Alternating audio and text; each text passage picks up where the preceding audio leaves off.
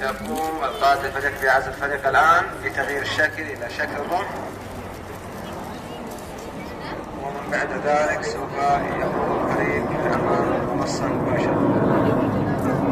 During the first half of display, which is nearly over, the team performing loops and rolls. The loops that they're performing take them from 300 feet up to about 6,500 feet. Speed ranging from about 360 knots at the start down to about 100 knots over the top of the loops. The pilots really have to train hard and really super concentrate to make sure they're using the correct techniques for such skillful work.